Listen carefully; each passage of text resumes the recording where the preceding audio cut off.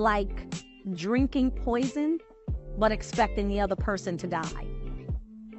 I think when we hold on to unforgiveness, it impacts us. Most of the times, the people that offend us have moved on. They have forgotten the offense.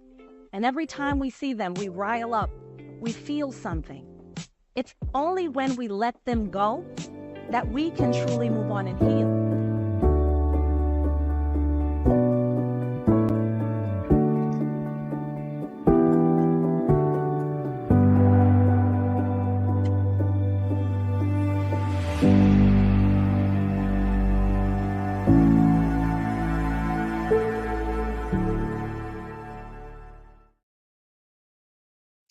Good evening, everyone.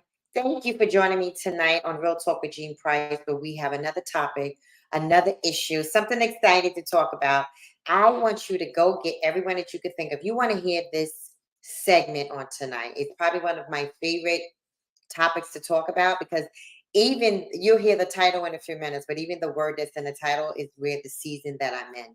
But I want you to like, I want you to comment, I want you to subscribe, I want you to share, I want you to do all those things that we do in this season. I'm excited about this new season, the new look of the show, the new our team has put together so many wonderful things for Real Talk with Jean Price, and I want to celebrate that again. I always want to give a shout out to my team who does such an amazing job. They're just absolutely wonderful. So tonight, without further ado, I want you to help me welcome my guest. She is absolutely phenomenal. I cannot wait for you all to hear her story. I cannot wait for you to hear what she's going to talk about tonight. So help me welcome to the show tonight, Dr. Akia Blandon, to Real Talk with Jean Price. Hi, everyone. Hi, Lady Price. Well, good evening. How are you? Thank you so much for being on Real Talk tonight. It is my pleasure. It's wonderful to be back again. We're going to get into it. And I said in the opening, Dr. Blandon, this is probably one of my most famous topics to talk about because I come from a world of being the underdog, and you know what it's like to be the underdog. And of course, by the grace of God, for Him to just take your lives and turn it around. But before we get started, I want Dr. Blandon to share with the viewing audience a little bit about herself. Go ahead and share, Doctor. Hi, good evening, everyone, and thank you for being here. My name is Dr. Akia Blandon. I am a doctor of nursing practice, which means that I'm an advanced practice nurse. I am both a primary care and psychiatric nurse practitioner. I take care, provide medication, provide plans of care, assist people on this journey called Life Medically. I am a proud mother of 5 amazing adult humans. They are truly my, proverbial wind beneath my wings. They definitely are my motivators. I have 4 sons and a daughter. I am a born again believer in Jesus Christ. He is my sustainer, my everything, my life. And I am nothing without him. So that's a little bit about me. Wow. Thank you so much for sharing. I want to dive right into this topic tonight. You said something, one keyword that I want to start with is journey. Can you kind of share with us how the journey started? And of course, we see where you are now. Because even in the book of Job, the word of God says, in I think chapter 42, that his ladder was greater than his beginning. Share with us about the beginning. It's so interesting that you would even refer to that scripture. Mhm. Um, and the reason I say that is somewhere in the middle of this journey, as I was walking out of an 8-bedroom home, Mm, walking away from a marriage with my children, my 5 children in tow, moving into a 3-bedroom apartment in New York City. As I stood on the stairs of what I thought was my forever home, I heard the Lord say to me that my ladder will be ah, greater. come on. And Ah. I literally cried from Brentwood, Long Island, all the way to New York. But that's that's not the beginning. But that triggered the memory. Yes, of Um, course. the beginning, I grew up in New York City. Um, Regular kind of girl. Grew up on Central Park West. We used to joke and say that the park was our backyard because we didn't have one. Mhm. Grew up in a single parent home. My grandmother actually was the predominant one raising me. My mom was definitely around, but my grandmother, I kind of was the first Yep. granddaughter, uh, at least that was around. And so, I was grandma's girl. Uh, Right. but I endured some challenges, right? With the way life goes, Yeah. when you have purpose in your life, the enemy sets out real early on to Yes. destroy that purpose or to damage you to the point that that purpose can't come to Yes. pass, right? Because he has no real authority in Yeah. stopping you. He only Mm. can make us get to the point where we lay down and we stop, right? And Right. so early on, I endured emotional abuse, I endured physical abuse, and probably the most detrimental of all, I endured sexual abuse Okay. from the age of 6, that I can recall, from the age of 6. But even Mhm. my first memories was that of my mother being violated, and I was probably 3 years old when I talked to my mom about how I remember that and that scene. Mhm. So, looking back, the beginning was challenging. The beginning was Yep. destructive. You Yep. know, that was the beginning. Wow. Tonight's show is entitled Life Transformative Journey. Not just a journey, but the transformation of that journey. And we hear about your successes, and I would dare say I like to call you a winner, right? So we understand that there was something like, I love the way you placed that, how life starts and how the enemy gets involved, and he has his plan, but of course we know God has the ultimate plan, but he has a plan to try to stop us. How did you fare with your children? Because one of the things I learned, doctor, was that when I came out of abuse, which we have similar backgrounds, it was hard for me being, I'm having a transparent moment. It was hard for me to learn and to teach my girls at the same time because I was so broken. How did you do it? Mm. I think I did it broken. Oh, I that's good. That's so good. I I don't think there was any particular time where I felt like I had this thing together. Right. I don't think that there was any moment where I just knew I was where I was supposed to be or Right. that I had all the tools in my bag. Heck, I didn't even know certain times if I even had a bag, right? Right. Much less the tools to grab them. Yes. So, so I think the key was putting one step in front of the other, one foot in front of the other, Yes. understanding that if I stopped, they stopped. Mm. Understanding that if I gave up, what would happen to them? And there's something innate in mothers that we feel like we have to do better because we want them to be better. But Yes. if I showed them that I quit, that I gave up, that I laid it down, no matter what was going on, then how could they press on? How could they move on? How could they Right. go on to be greater than me, if you would? Right? Right. So Right. I think I did it broken. Hmm. And it was as I was doing it broken, what seemed to be broken, actually was coming together. So Yes. as I stepped, and I honored God in my walk with him. And I honored God by not having a men around my children. And I honored God by, living holy and committing to him what was his, what no husband was supposed to have if he Right. was not my husband. And I think you fully understand what I mean. As I committed my walk to God and Mhm. my personhood to God and my life to God, I think in Mm. my brokenness, he was bringing me together. I love it. I absolutely love it. Scripture tells us that it was good that I was afflicted. I learned to love his law. And even as you're talking, oh my goodness, doctor, whew, even as you're talking, I can hear the all things that worked together for the good. I hear that in your voice. I hear that in your tone. I see that in your face. It's your face is beaming, like inspiration is just coming out of you.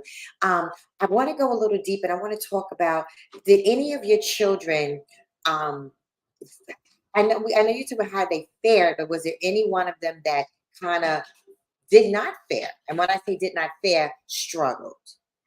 Oh, of course. Listen, if the enemy can't get you, he's coming to the Come on, closest thing go to to you. the sea. Go to the sea. Right, right. So listen, and they had some act up.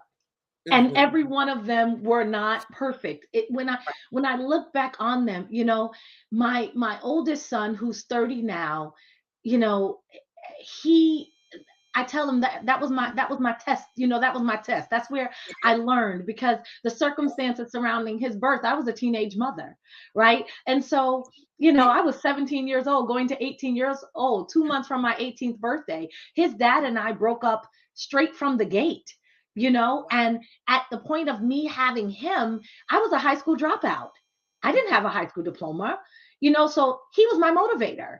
And but him being that close to me, right, as he aged and aged absent of a father or father figure, right, because the fact that I chose not to have men around my children, there was a loss. And, while his dad and he are close and we're all friends now, at the time, he wasn't there physically. And so my son had to kind of figure out this thing called manhood all by himself. He had to figure out, what this thing meant. What is this feeling? What is this emotion? And in trying to do that, the streets will disciple where the house of God doesn't. Yes, And yes, yes. so my son thought he was going to be a thug. That's what he thought. But he didn't recognize that his mother was a bigger thug than he was. Yes. And so when he was 14 years old, I said, no, no, no, you're good jail time. I picked him up out of New York City. And I moved him to Bergen County, New Jersey. And I literally told the realtor, take me to the place where you don't see us. Okay. Okay. And in that, he transformed. But if you look at each of my children, each one of them had something. Each one of them went through something that caused me.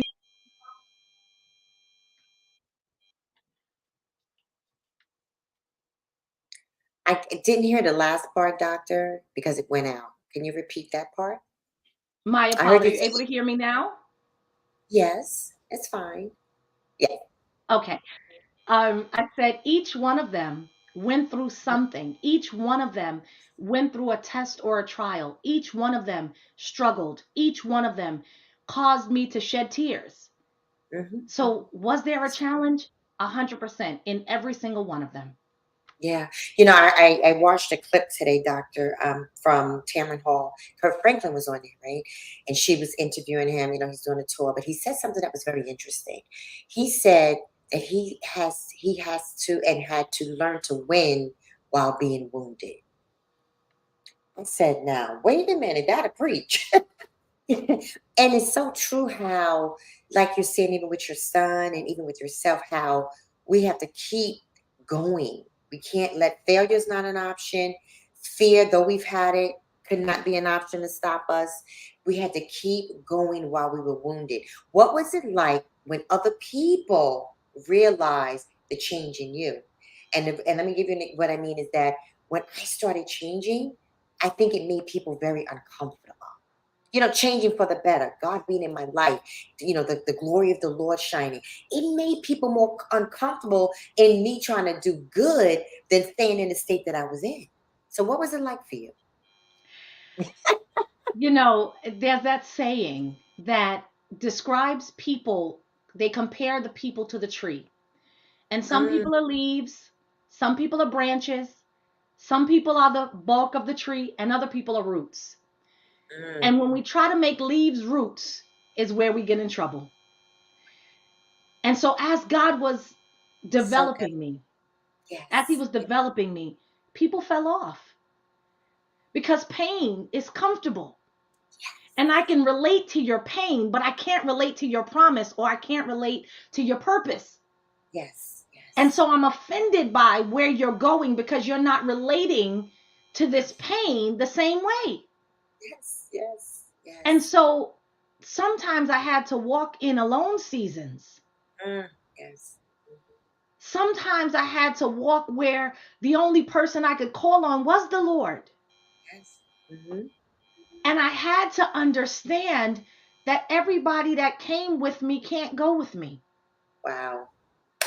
Mm, And yes. so, was it easy for me? No, it wasn't, because Yeah. you love people Yes. and I'm loyal to a fault. So I Mm, think that I need to bring everybody with me. mhm.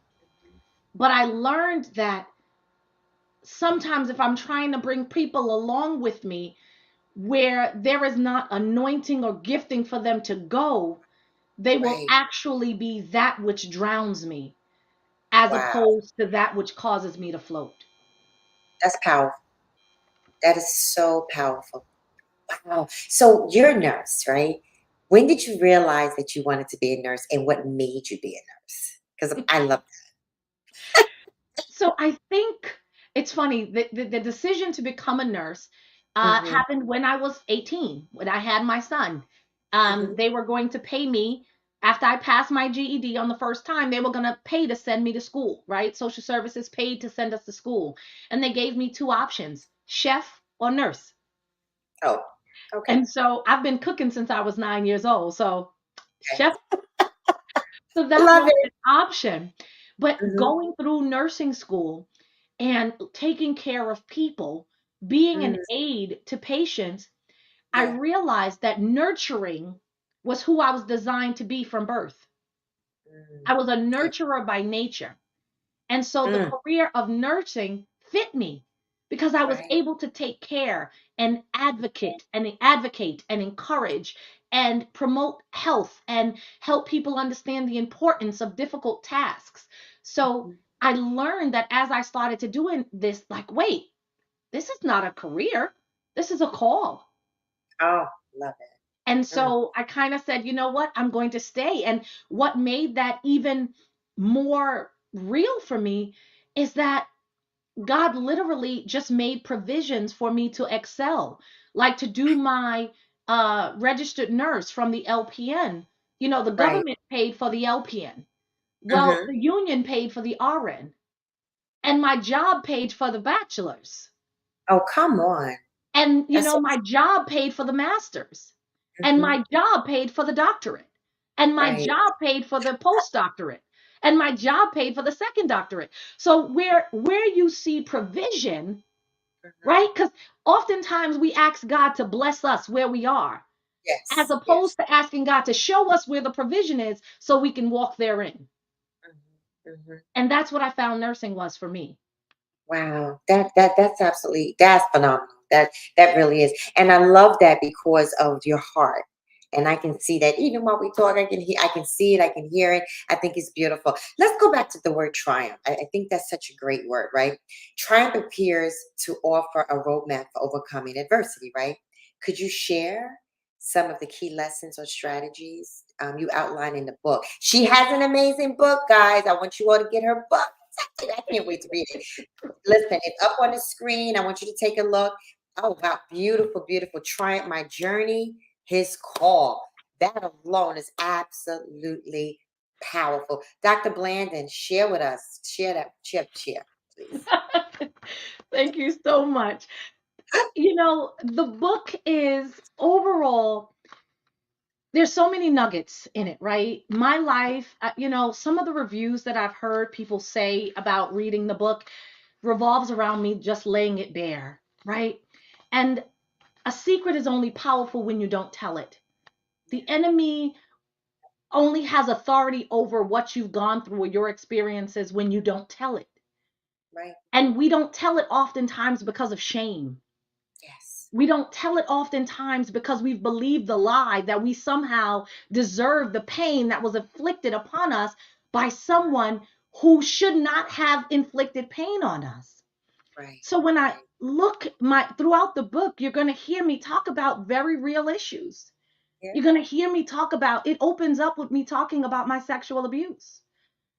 And Mm, there is no, the pain of the sexual abuse is not there, but I right. still remember it as clear as day.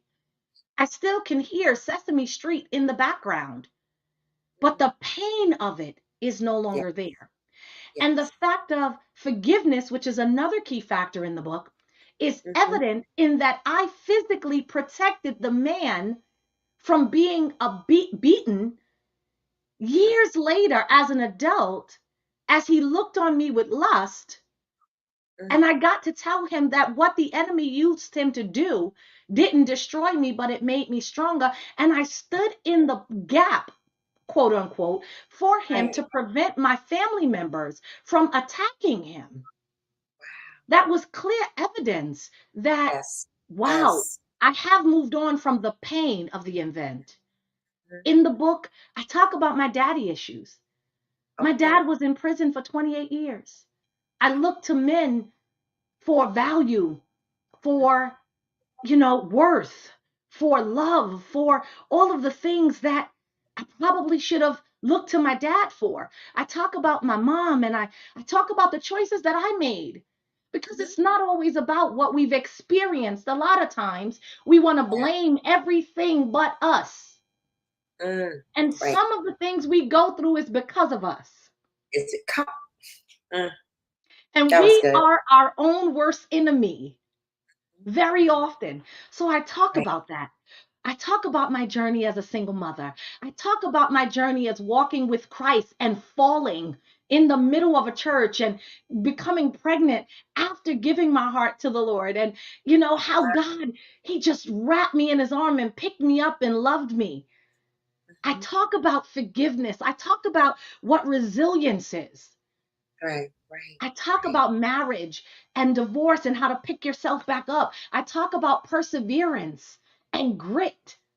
Mm-hmm. I talk about this thing called life.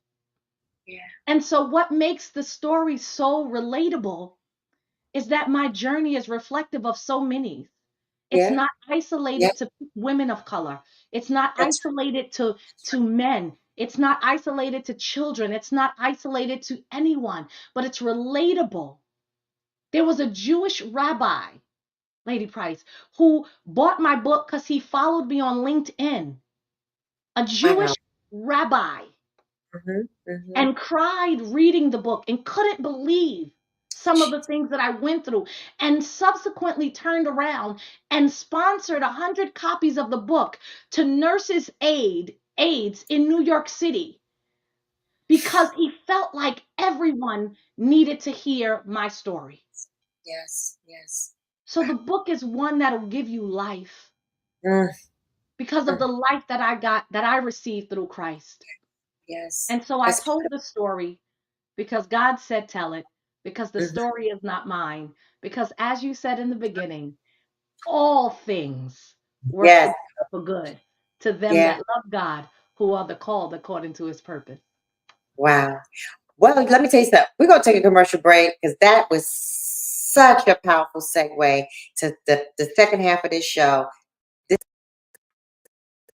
stuff. You listen, don't go nowhere. We'll be right back. I'm a firm believer that unforgiveness is like drinking poison, but expecting the other person to die. I think when we hold on to unforgiveness, it impacts us. Most of the times, the people that offend us have moved on. They have forgotten the offense. And every time we see them, we rile up, we feel something. It's only when we let them go that we can truly move on and heal.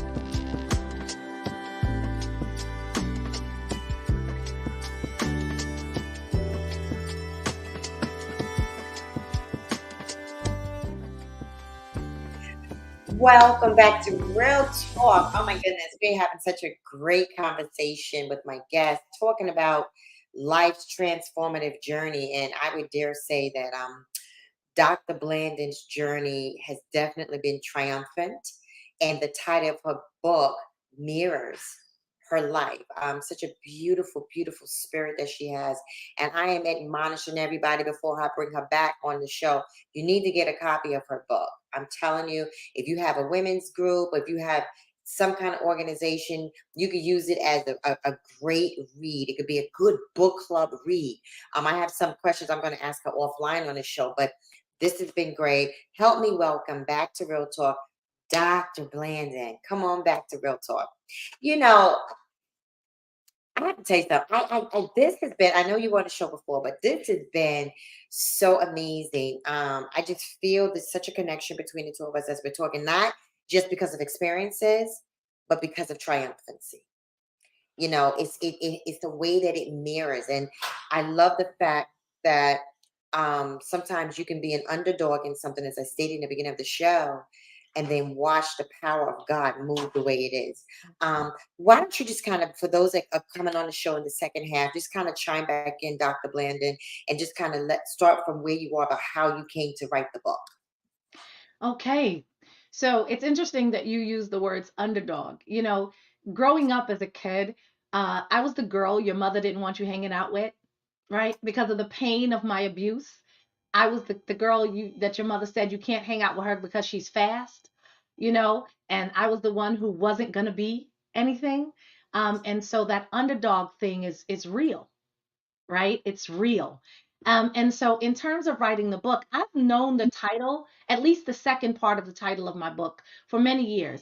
God told me I was going to write a book years ago. And He said to me, My journey, His call, because it was all about what I went through and who was calling me, that He was calling me.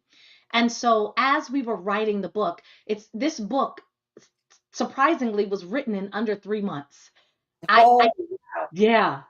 I met with my co-author, Jack Redman, uh, in a coffee shop, and we outlined the book.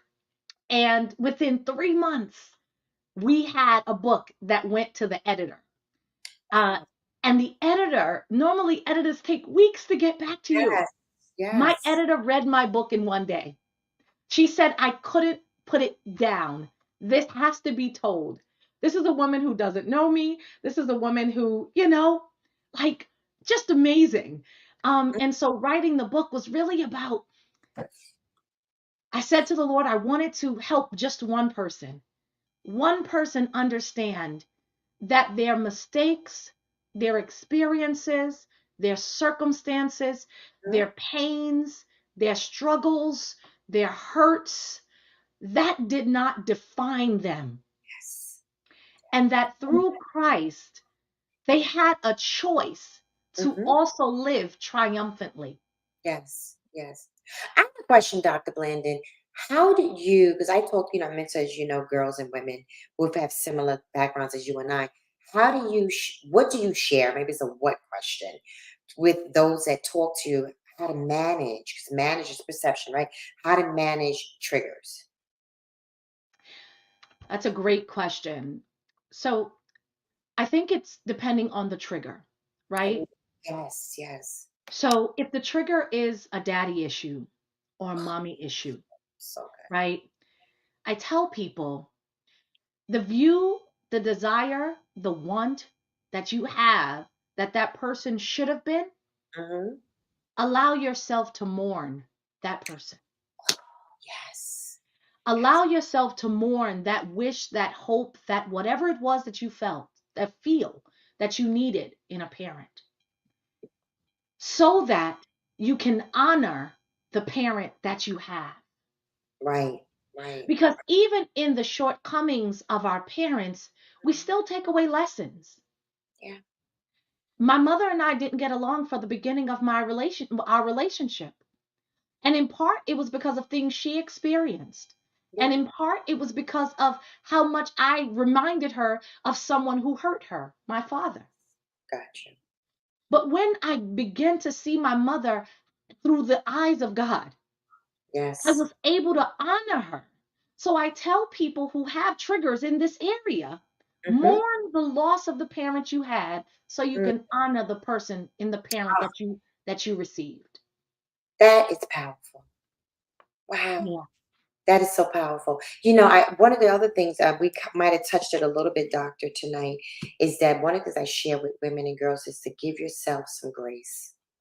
I think coming through, doc, um, some of the things I had to get through, I was so hard on myself. And I was hard on myself, and it wasn't necessary to be that hard on myself because I wasn't perfect. And I Yeah. think sometimes people, the expectation of people is that get over it, or you should be over it already. And sometimes they define your timeline, but only God can define your timeline. So I've learned over the years, of course, and one of the things I share with women that I work with is now you have to put in the work. Don't get me wrong. There is a process, but you got to give yourself some grace. And when you mention about the mourning, that comes with giving yourself some grace. You know what I'm saying? Because we don't all mourn the same in natural death. People Absolutely. that we love and they're gone to be with the Lord and so forth. But we also have to give ourselves some grace in how we mourn getting through it. Absolutely. Absolutely. Listen, I think the people that we're the hardest on is ourselves. We are so hard on ourselves, whether it's as mothers and we think we should be perfect. And when the house not being clean or the whatever not being done or the laundry being piled up, it's clean but it's not folded. We've somehow bought into the June Cleaver, idea of how our home should look. Meanwhile, we're working a job, we're raising 5 children, we have situations, right? And we're still trying to grieve the losses that we've packaged so nicely and put in a box all of our lives. No, we're so hard on ourselves, and there's no reason for us to be that. So I agree with you. Give yourself some grace. Allow the tears to flow, right? The Bible says that God bottles our tears. He knows every one of our tears, and even when our lips can't say a word, our tears are liquid prayers. So yeah, we should give ourselves some grace as Mhm. we walk through this life. And it's okay to feel pain. It's okay to feel anger. It's okay to question the why, right? But what's not okay is for us to stay stuck. Mhm. Mhm. That's what's not okay. But Yes. if Yeah. we feel all of the feels and we Yeah. give ourselves some grace, all Mhm. while life is lifing, we Right. will get through. We Yes. will get through this thing. Mhm. And what motivates me the most, doctor, is I didn't have a me, meaning not me, Jean, being this person, but the person that can stand here. And sometimes, well, let me speak for me. There were times I needed somebody to be the punch bag, not physically, but just the punching bag of my. I remember having outbursts. You mentioned anger tonight, right? I remember having those outbursts, doctor. I remember having those fits of trying to understand mentally the betrayals, because you go through the grieving, like you said, the triggers, all the emotional things that come with physical and sexual abuse, and just trying to, and then the frustration, disappointments, and failures. I mean, we can take the laundry list and just go down. So what motivates me the most is being a person like myself that I didn't have. What motivates you? I think that's a phenomenal question. But I want to touch on something you said. Sure. I think there's a myth that healing is linear, Oh, that yeah, healing has a beginning and it has an end, and mm, that's where it's going to be. yeah. But a healing is more like a snake swallowing an elephant. Oh, When you get to a certain point, it's up high and then it drops low. And then it can up high and drop low, depending on where that thing is. yes, So yes. some days are really, really great days. Mm, And then there are other days that are not great days. And it's in those not great days that we need to give ourselves grace. So yes, when I think about what motivates me to keep going or to be the person that I wish I had, it's yes. just as you said, I wish I had a me. There I wish I had a safe space on. Yes, that Lord. I could go and be vulnerable and not have that vulnerability used against me. That's A real good. place that I could go be naked and not ashamed. Oh, A place that where I could deposit my pain and the mm, person will pray for me, yes. with me, Mm, through it mhm. and not take me through it as a Yeah. result of it. Because sometimes we are Mm, telling our stories and our secrets and our yes. pains to dream snatchers, to people Oh, who are gossips, to yeah. people who are secret haters of us, right? Mhm. Secret people who are looking at us negatively. And so when we think we're in a safe space, they are taking those things that we deposited in them and they are giving them away. It's now a point of gossip, like the Yeah. birds picking it off of the air. Mhm. Yeah. So, me motivating, me being who I am, I'm a place where you can come, lose it, Mm, and I'll pray for you and I'll pray with you. yeah. And it's not going to go far, it's going to stay right here Mhm. because we all need a Mhm. place of safety. We all need a place where So good. someone who understands, who's Yeah. going to speak truth to us in Yeah. love, who are going to support us, who are going to be okay, who are going to hold our head as we are Mhm. sick, who's going to dry our tears. We all Yeah. need that place. It's so true. Oh my God. It's so you just dropped. Listen, I want y'all to write in the chat whatever you heard Doctor say tonight that blessed your soul. Thank you, Doris Cohen. She said, "Oh my God, so true." Say it. Covenant keepers, Christina. Yes. Write something in the chat. As you were talking, I remember I ministered a word that God gave me dealing with Noah, right? And remember one of Noah's sons when Noah had gotten drunk. So Noah's in a state that was not good, right? But his son, when he saw his father naked, because you mentioned being naked, when he saw his father naked, he backed up and he covered his father like he had that much honor and respect. And the title of the message that I taught that day was Cover Me While I Recover. And we Amen. don't, oh gosh, oh, Amen. Lord have mercy. I'm sorry. We don't do a good job as to cover each other. I'm not talking to the women right now. We don't do a good job covering each other while each other recovers.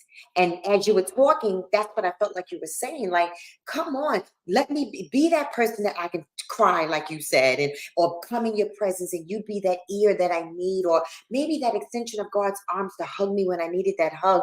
And that was so powerful when you were talking, and I kept saying, yes, yes, cover me while I recover. It was just powerful. I'm sorry. I'm on a rampage. And listen, y'all write something in the chat before we keep going and going and going because it's so um revelatory when somebody I felt like you just opened up this box and flowers just came out. If you can envision that somebody needed to hear the words that you have spoken to them. And guess what, guys? We're gonna have her back. So just don't worry, she's gonna be back. But before we close out the show, Dr. Blandon, say something to the viewing audience, to those that are watching on your feed. Somebody's going to watch on my feed, to the playback watchers, to whoever. Say something to those women and men and or girls and boys that they can take away, right? Because it's about the takeaway as well. Because sometimes when we have these conversations, right, people are open. They're open and they're ready to receive. I'm working on something where we put something together that people need something to go to after they're open because we can't just leave them open. Yeah. So say something, doctor, to all of us. Thank you for that. Before I give that parting word, you said, cover me while I recover. And in covering me while I'm recovered, that's Galatians 6:1. Brethren, if you see a man overtaken in a fault, ye who are spiritual, restore such a one in the spirit of love and meekness. It is not over for you. Your experiences, your pain, your concerns, your hurt, your abuses, your losses is not the end of the story. I encourage you to press on. I encourage you to do the work. I encourage you to move beyond what you could see. Because what you can see is not the final say. The pain that you are experiencing right now is not the final say. And I promise you that there is more beyond where you are. I promise you that there is purpose beyond the pain. I promise you that there is joy beyond the tears. I promise you that there is a legacy to be left. I promise you that that thing that you thought was designed to destroy you will deliver someone. So where you are right now and what you can see right now is not the end. Don't give up. Don't let go. Connect yourself to a person or a people group who can facilitate healing, who can cover you while you recover. Be willing to do the work. It's okay to get down and get dirty in the mess, because after while, after the greatest rain, we see the most beautiful sunshine, we see the most beautiful rainbow. And so there is purpose beyond this place that you're in.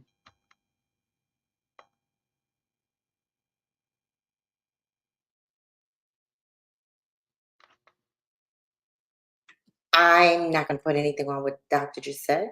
I'm not going to add to it. No, really. Sometimes you have to know when to just let it land where it needs to land. I feel like what Dr. Blandon just said goes straight to the heart of the matter. And I'm just going to leave it there and let God marinate it, let God cement it to somebody's heart. And listen, we want to invite you back to Real Talk. See, I told you in this season of the show, we are bringing topics and issues to where people are really, truly living. So I'm just going to say thank you to Dr. Blandon. Thank you, my viewing audience. I just want to leave it right there. And let's let God just kind of have his way on that one. We'll see you next week on Real Talk with Jean Price. Good night. I'm a firm believer that unforgiveness is like drinking poison, but expecting the other person to die. I think when we hold on to unforgiveness, it impacts us. Most of the times, the people that offend us have moved on. They have forgotten the offense. And every time we see them, we rile up. We feel something. It's only when we let them go that we can truly move on and heal.